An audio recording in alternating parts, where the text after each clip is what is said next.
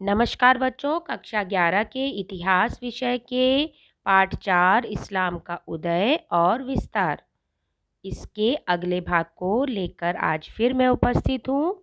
8वीं और 9वीं शताब्दी में कानून की 4 शाखाएं मतलब मजहब बन गईं और ये थीं मालिकी, हनफी, हफ़ीई और हनबली थीं। इनमें से प्रत्येक का नाम एक प्रमुख विधिवेत्ता मतलब कानून निर्माता, जिसे फ़कीह के नाम से जाना जाता था, के नाम पर रखा गया। सूफियों का उदय उसी समय हुआ। दर्शन शास्त्र और विज्ञान में रुचि में वृद्धि हुई। अरबी कविता का पुनः आविष्कार हुआ और फारसी भाषा का विकास हुआ। गजनी फारसी साहित्य का केंद्र बन गया और फिरदौसी द्वारा शाहनामा इसी समय में लिखा गया। तो इस प्रकार साहित्य क्षेत्र में उस समय बहुत उन्नति हुई। धार्मिक इमारतें जो कि इस्लामी दुनिया की पहचान बन गई। इन इमारतों में मस्जिदें, इबादतगाह और कब्रें शामिल थे मकबरे शामिल थे। ठीक है, मकबरे शामिल थे। इसमें मकबरे लिखा, कब्रें भी लिख सकते हैं आप। और मस्जिदों का एक वास्तुशिल्पी रूप जिसमें गुंबद होती थी हर एक मस्जिद में, मीनार, खुला प्रांगण और खंभों के सहारे छत होती थी। मतलब दीवार नहीं होती थी, खंभों के सहारे केवल ऊपर छत होती थी। तो ये सभी मस्जिदों की विशेषता थी। कागज चीन से आया था, जैसा कि आपने 10th क्लास में मुद्रण संस्कृति वाले चैप्टर में पढ़ा है। तो कागज चीन से आया था और कागज के आविष्कार के बाद इस्लामी जगत में लिखित रचनाओं का व्यापक रूप से प्रयोग होने लगा। अभी तक अधिकतर रचनाएं मौखिक थीं, लेकिन अब लिखित रचनाओं का प्रयोग होने लगा। समूचे मानव इतिहास से संबंधित 2 प्रमुख ग्रंथ, पहला था अनबस अल अशरफ, जिसे कहते हैं सामंतों की वंशावली। ठीक है, सामंतों की जो वंशावली थी उसे लिखा था बालाधुरी ने।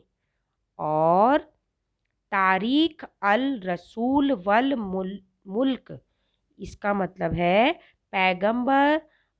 पैगंबरों और राजाओं का इतिहास, और ये लिखा था ताबरी ने। ठीक है, सामंतों की वंशावली लिखी थी बालाधुरी ने और पैगंबरों और राजाओं का इतिहास लिखा था ताबरी ने। तो इस प्रकार ये प्रमुख 2 रचनाएं लिखी गईं। अब खलीफाओं ने अपने जीते गए सभी प्रांतों का एक प्रशासनिक ढांचा लागू किया। गैर मुसलमान जो थे वो लोग खराज और जजिया जैसे कर अदा करते थे। यहूदी और ईसाई राज्यों के संरक्षित लोग, अर्थात जिन्हें जो ईसाई और यहूदी लोग थे और वो मुस्लिम खलीफाओं से संरक्षित थे, उन लोगों को धिम्बिस कहते थे और धिम्बिस घोषित कर दिया गया उन्हें। इन्हें अधिक स्वायत्तता प्रदान की गई। उन्हें कुछ ज़्यादा स्वतंत्रता, जिन्हें संरक्षण मिला था उन्हें अधिक स्वतंत्रता दी गई थी। अब अब्द अल मलिक, ये इम्पॉर्टेंट क्वेश्चन है, 1 नंबर में आता है इस वाले क्वेश्चन को लिखने को। अब्द अल मलिक ने अरबी भाषा को प्रशासनिक भाषा के रूप में अपनाया। तो किसने अरबी भाषा को प्रशासनिक भाषा के रूप में अपनाया था? तो अब्द अल मलिक ने अपनाया था। उसने इस्लामी सिक्कों को भी जारी किया और जेरूसलम में डोम ऑफ रॉक बनवाया। अरब इस्लामी पहचान को दर्शनीय बना दिया। इन्होंने अरब और इस्लामी पहचान को दर्शनीय बना दिया। क्या करके? डोम ऑफ रॉक बनाकर। किसने? अब्द अल मलिक ने। आगे चलते हैं।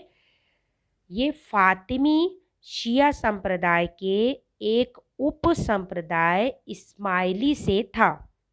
ठीक है, फातिमी एक व्यक्ति था जो कि एक शिया और एक सुन्नी होते हैं, तो शिया संप्रदाय का एक उप संप्रदाय था इस्माइली, उस का था ये फातिमी, उसका व्यक्ति था।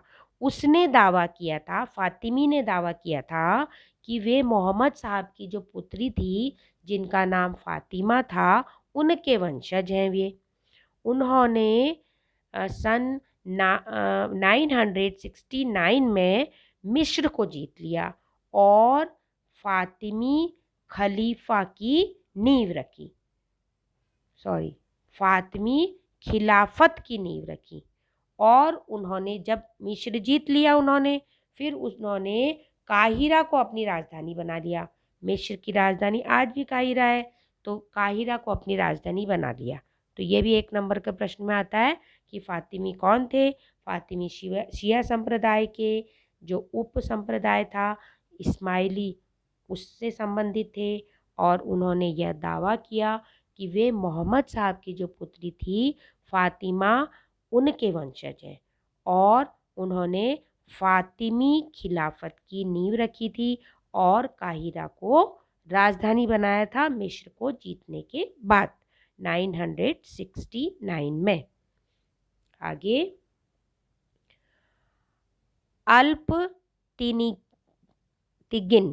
अल्पतिगिन जो कि एक व्यक्ति थे, अल्पतिगिन ने सन 961 में गजनी सल्तनत की नींव रखी। तो गजनी सल्तनत की नींव किसने रखी? अल्पतिगिन ने रखी। गजनी के महमूद ने इस सल्तनत को मजबूत आधार प्रदान किया। तो अल्पतिगिन ने गजनी सल्तनत की नींव रखी और इस गजनी सल्तनत को मजबूत किसने बनाया? महमूद ने मजबूत आधार प्रदान किया, मतलब इसे मजबूत बनाया, एकीकृत किया, विस्तृत साम्राज्य को विस्तृत भी किया और संगठित भी किया। इस प्रकार आगे, अब जो है मध्यकालीन इस्लामी समाजों में ईसाइयों को पुस्तक वाले लोग की संज्ञा दी, है ना।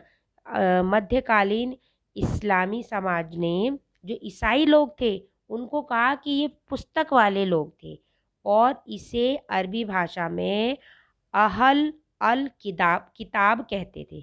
क्यों कहते थे इनको कि ये जो है पुस्तक वाले लोग क्यों कहते थे?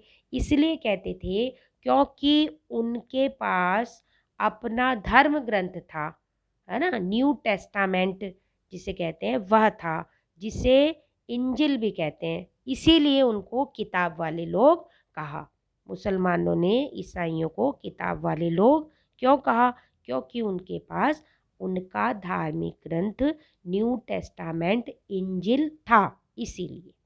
आगे, पोप अर्बन द्वितीय और बेंजिटाइन के सम्राट एलेक्सियस प्रथम के ने साथ मिलकर, इन दोनों ने, पोप अर्बन द्वितीय और एलेक्सियस ने दोनों साथ मिलकर 1095 में पवित्र राष्ट्र मतलब होली लैंड को स्वतंत्र कराने के लिए ईश्वर के नाम पर युद्ध का आह्वान किया और कालांतर में इन लड़ाइयों को ही धर्म युद्ध या फिर जिहाद की संज्ञा दी गई। इसके बारे में आगे अगले भाग में हम और विस्तार से पढ़ेंगे। इस भाग में इतना ही। इसमें आपको एक्स्ट्रा क्वेश्चन बनाने हैं और 5 एक्स्ट्रा क्वेश्चन बनाएंगे आप। यही आज का आपका होमवर्क है। धन्यवाद।